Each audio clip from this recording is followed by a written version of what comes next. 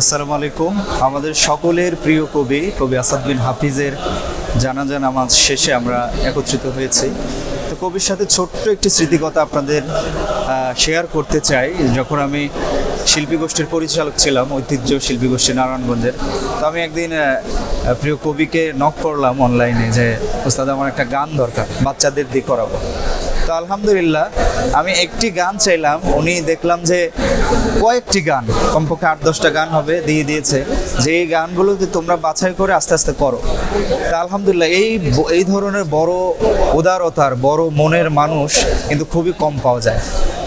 তা আলহামদুলিল্লাহ আমরা কবির জন্য অনেক বেশি দোয়া করছি, আল্লাহ যেন তাকে জান্নাতুল ফেরদাউস দান করেন। কবির যে রেখে যাওয়া যে লেখনী, এটা যেন আমরা চর্চা করতে পারি, ছোটরা চর্চা করতে পারে, এবং এটা আমাদের যেন ব্যক্তিগত এবং পরিবার জীবনে কাজে লাগাতে পারি। সবাইকে অসংখ্য ধন্যবাদ। আসসালামু আলাইকুম।